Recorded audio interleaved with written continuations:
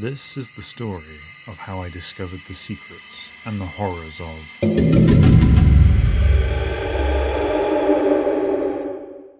Unlike in traditional 3D animation, where poses are animated using keyframes, procedural animation allows you to generate a near limitless amount of diverse movement that can change and react in real time that would otherwise be very difficult or outright impossible to achieve using hand-animated methods.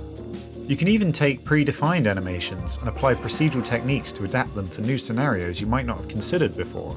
If you know what you're doing, you can make some amazing things. If you don't know what you're doing, you end up with abominations like this.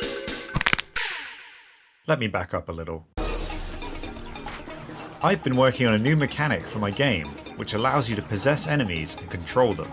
Each enemy you possess will grant you new abilities to use as you see fit. The Manticore can break into a run, allowing you to blast through an area super fast. This could come in handy if you needed to get to a certain part of the castle at the right time. You can even continue your momentum between areas, which I feel is really satisfying, until you get stuck on the level geometry. Yeah, I'm gonna have to factor that in when I design levels going forward. My favourite new ability is the power of flight. When in the air, the character has forward momentum at all times, which creates a feeling of weightlessness as you fly around. You can tap the A button to gain extra height quickly. Pulling up on the stick will angle the camera upwards. Pushing down will angle the camera towards the ground. You can even perform a dive by holding the B button. You can turn quickly by holding the Z trigger, which allows you to rapidly change direction. It's really fun being able to view the environment from this height, but I will have to evaluate the gameplay, and I might limit how high you can actually go and where you can land. If you go into a dive, you can come crashing down to the ground, and then return to walking mode. Throughout the game, there will be instances where flying is the only means of proceeding. Finding the right enemy to possess will be crucial in getting to certain areas, and they might only show up at certain times of day, so be vigilant. The possession mechanic is set up so that as long as a character is within view and within the target range, they can be possessed. The process is instantaneous, and I can quickly possess a bunch of different characters repeatedly. In the final game, I'm thinking of making the human character disappear once possession begins, similar to something like Majora's Mask or Super Mario Odyssey. I've spent a lot of time working on my game's camera scheme to make it match The Legend of Zelda.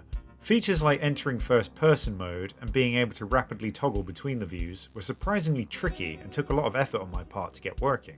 The target camera in particular has caused me a lot of issues, and the system as a whole is something I continue to iterate on to this day. I've made changes to the camera's functionality so that now it's shared across all actors in the game. Originally, it was locked down to just the player character, and being that it was one of the first things I started working on for the game, it was set up horribly. I've since reworked the entire thing to be modular so that the code can be reused per instance as opposed to being remade from the ground up per character. Because this enemy is a quadruped, the way it moves needed to be handled differently than a bipedal creature. Given that there's so many games that let you play as a four-legged animal, I was actually quite surprised by the lack of documentation on setting up a character like this. There's so much that can just look wrong if you don't do things correctly. The default control scheme is set up with bipeds in mind, so you can do stupid things like reversing direction mid-turn, resulting in a moonwalk.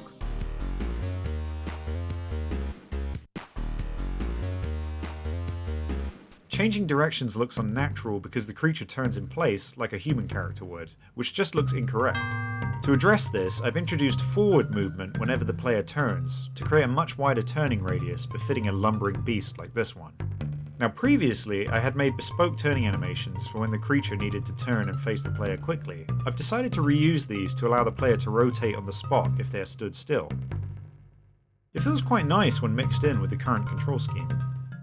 And wait a sec. Oh, that's a bit of an immersion breaker, isn't it? Oh, my life would have been so much better if I just ignored this. You see, the issue is, the creature hasn't been programmed to interact with any angles like this, and I honestly didn't even consider this until I started controlling it directly. A lot of the discrepancy is due to the capsule component, which doesn't rotate to match the angle of the slope. Well, no biggie. As a solo developer, I've had to overcome problems worse than this in the past, and every time I've always come away with new knowledge that made me a better game developer. I bet I can figure this out in no time. And thus my hubris would lead me down a rabbit hole of endless frustrations and time wasted that pushed me closer and closer to the brink of madness. Now remember earlier in the video when I said, I was actually quite surprised by the lack of documentation on setting up a character like this. I searched high and low, but I hit dead ends throughout. So the next thing we're going to be working on is getting him to rotate and position himself correctly so it isn't so floating in the air and clipping through stuff, and that his body will actually rotate along inclines. Perfect, I can't wait to see that in the next part. I mean, the title doesn't mention anything about that. 5-1. Okay, so it didn't mention how to fix the issue at all. Maybe the third part will have the information I need. Alright, let's take a look at the comments here. There's gotta be something. I was hoping you'd get to the slope corrections. Yeah, me too. Okay, the reply seems promising. Let's give that a go. And yeah, it sort of works. I mean, it's a little rough, but I'm sure I could iron it out a bit, but it does feel a little weird though. There's also this issue where it feels like you shouldn't be able to stick to some of these angles.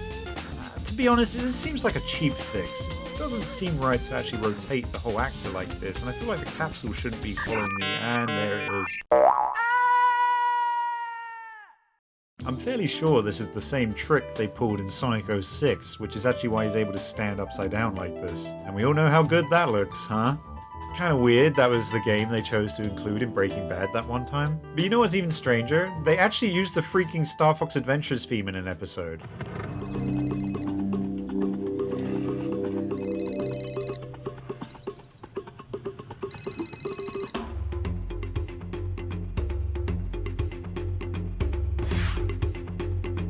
What I want to happen is that whenever the creature's on a slope, the actual body rotates to match the new angle, and then have the legs update their position to match it.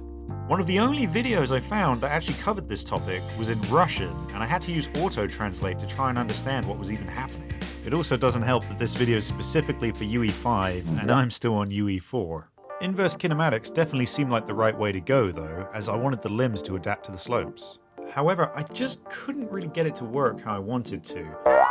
My issue with it is that the feet are always glued to the ground, which looks especially terrible when a walk cycle is playing. It's even worse when the creature is running. Ugh, why is it gyrating like that? Stop! I know it's possible to achieve what I want. I've seen it work. I just couldn't figure out how. I started to fall into this really awful pattern where I'd go to work, spend all day obsessing over how I was going to fix the problem later that night, come home and then proceed to grind for hours on end, only to come to the bitter conclusion that my approach was flawed and wasn't going to work after all. I would then have to go all the way back and start again from square one, waiting all day at work before I could even give it another attempt again, and I would just keep failing and failing. I lost so many nights to this, and for the first time since I started making this game, I felt like I actually couldn't continue anymore. I was so deep in trying to fix this one minor issue that I developed a sort of tunnel vision where I forgot what it even felt like not to work on this problem anymore. I used to think that game development was like climbing a mountain. The route to the top is long and arduous, but you can see the summit, and when you look back down the mountainside, you can gauge how far you've come. I realise now how wrong that analogy is. Game development is more like being lost in a forest. There's an exit somewhere, but it's not always clear which direction it's in. You might spend weeks or even years progressing through it, only to find that you've actually been going in circles the entire time, and you're right back where you started. When working on a project like this by yourself, you often have no way of gauging how long a task like this actually takes, especially when the documentation is so scarce. Sometimes, knowing when to stop is half the battle. Prior to this, I'd been working on a bunch of different things, like an inventory system, improving the NPC pathing, and the option to save NPC dialogue. Any one of these things was actually a lot more important to the game than whether the stupid Manticore updates its pose on a slope or not. The best thing to do now was just to put procedural animation behind me and move on to something else. Except, you can't do that, can you, Jonathan? You've already sunken so much time into this. What's a few more weeks at this point? Go ahead, keep grinding away at this meaningless problem. It's not like you've got an entire game to make.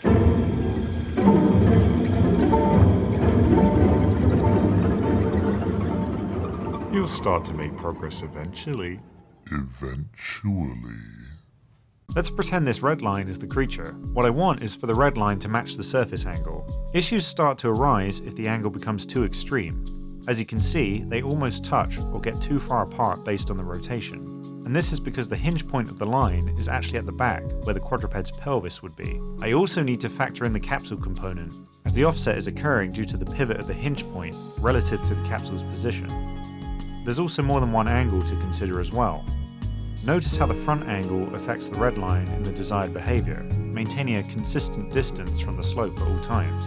Accounting for the back angle is crucial as it has the greatest influence over the red line. An ideal scenario would be something like this, where the back angle compensates for the front one, meaning the line remains a consistent distance away from the slope, regardless of how extreme it becomes. It took me a long time, but I finally created a method that works exactly how I imagined. There was just one fatal flaw. One little problem that makes this method actually useless. You're probably wondering what these coloured lines intersecting the feet are. In order to actually retrieve the slope angles, I need to fire a trace from each of the manticore's feet, and wherever the trace hits, this information gets passed into the animation blueprint, and then updates the rotation of the creature's bones accordingly. I found the problem comes from where the trace is actually being fired from. The few videos I could actually find on the subject all tell you to shoot the trace from the quadruped's feet. The big flaw with that is, because the feet are directly feeding the new slope information to the spine, it in turn updates its rotation to match the new angle, which then updates the feet, causing the feet to once again update the spine, which creates a feedback loop where the limbs are constantly updating one another. It literally becomes impossible for it to choose between the angles, and it's a consistent problem whenever the trace hits a new slope angle. Not one of these videos even mentioned this problem, and I can only assume it's because I've done something wrong. But with no further clarification available, there's just not much I can do about it. I suppose the only thing I should do now is put this stupid thing to rest. For real this time. But wait, what if instead of firing the trace from the feet, I used a fixed point that never gets affected by the angle of the slope? That could work. I just need to account for the capsule component. I'll make it so that the mesh itself moves while the capsule stays in place. I'll compensate for every possible slope angle until there are no edge cases left. I'll leave no stone unturned. This time, it'll be flawless. And I forgot to calculate the distance between slopes rather than just the slope angle. Fuck my life.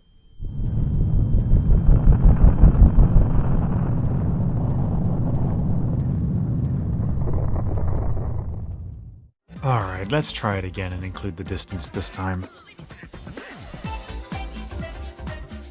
I mean, it's not perfect or anything, but I did it! Look at all these fancy angles it can handle now. Truly a beautiful sight.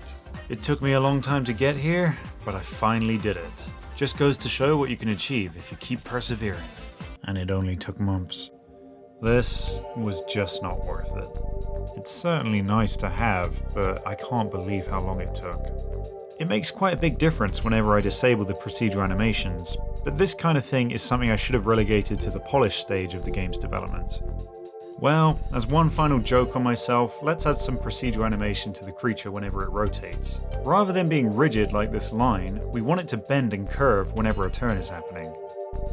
I've come up with a bespoke method that measures the input direction based on the camera's relative position from the character, meaning that the rotation animations will be applied as long as the creature is turning away from the camera. Look what happens once the camera angle stabilizes. The animation strength drops to 0 and the procedural animations ease out. I think this adds a little more fluidity to the creature, so hopefully it will feel nicer when you actually control it. And with that, I'm done. I'm sorry this video took so long. My goal going forward is to limit how much time I dedicate to a single problem, or at least identify early on when something like this is worth it or not. Thank you to all my patrons for supporting me throughout this crazy process, and an extra special thank you to the Rumble Pack tier. SDC Stringer, Philip Iano, Catboy King, Art God Prime, and Stupendous Cheeks. You really made me say that. And I'd also like to thank my 64-bit patrons. LRC Napkin, Mason Stooksberry, Matt Papa, Waro Duck, Daniel H. Hernandez, Starkium, Power Hungry Fool, Twyla27, Baby Funky Kong, Void Kid, Shinku Aura, Kanzen Sun, Bo Eckle, Great Mate, Gustav64, Joe Acklin, Yawning Bear, Ezra Brunziel, Zombotic, Cassidy, Austin Linguist, Something Something, Sebastian Soderquist, Ritzler, Andy22725, Mr. Joey Prosa, Taver, Linkster777, Max Kasari, Pink81, and Scylla Lizard. Thank you so much for the support, and thank you as well to these 16-bit patrons.